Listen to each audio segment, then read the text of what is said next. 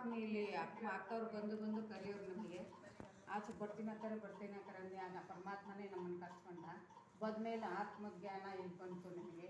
ಆತ್ಮಜ್ಞಾನ ಬಂತು, ದೇವ್ರ ಜ್ಞಾನ ಹೆಚ್ಚಾಗಿ ಬಂತು ನನಗೆ. ಭಕ್ತಿ ಭಯ ಎಲ್ಲದೂ ನಮಗೆ ಸಿಕ್ಕಿತ್ತು ಬಂದಮೇಲೆ. ದಿನ ಬರಬೇಕು, ಪರಮಾತ್ಮ ಮಹಾವಾಕ್ಯ ಕೇಳಬೇಕು. ತಂದೆ ಬೀಜ ರೂಪ ಇದ್ದಾರೆ. ಬೀಜ ಹೆಂಗೆ ಮಣ್ಣಲ್ಲಿ ಹಾಕಿ ನನ್ನ ನೀರು ಮಣ್ಣು ಹಾಕಿದ್ರೆ ಹೆಂಗೆ ಚಿಗುರುತ್ತೋ ಹಂಗೆ ಪರಮಾತ್ಮ ಚಿಗುರು ಒಂದೊಂದೇ ಚಿಗಿ ಮರವಾಗಿ ಗಿಡವಾಗಿ ಈಗ ಮುಕ್ತಾಯ ಬೀಳೋ ಸಮಯ ಬಂದಿದೆ.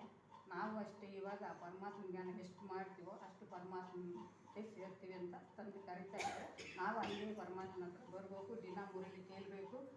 ಅದಕ್ಕೆ ನಾವು ಅದನ್ನು ಕೇಳ್ಕೊಂತ ಇವಾಗೆಲ್ಲ ಮಿಲನಕ್ಕೂ ಬರ್ತಾ ಇದ್ದೀವಿ. ಅದೇ ಎಲ್ಲ ತಿಳ್ಕೊಂಡು ಅದೇ ಕಾರಣದಿಂದ ಈ ಸುಮಧುರ ನೆನಪನ್ನು ಮಾಡಿಕೊಂಡು ವಜ್ರಕೋಟೆಯ ಥರ ನೆನಪು ಮಾಡಿಕೊಂಡು ಇರಬೇಕು.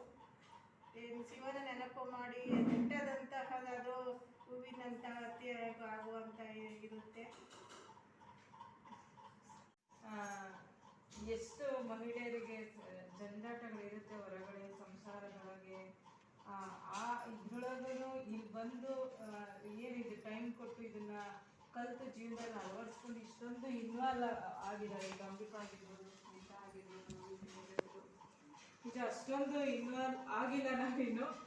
ನಾವು ಶಿವಬಾಬಾ ಕಣೆ ತೋರ್ಬೇಕು. ನಮಗೂ ಇದರಲ್ಲಿ ಇನ್ವಾಲ್ವ್ ಆಗಿ ಎಲ್ಲ ತಿಳ್ಕೊಳೋಂಥದ್ದು, ಅದರ ಹಿಂದೆ ನಡೆಯೋಂಥದ್ದು.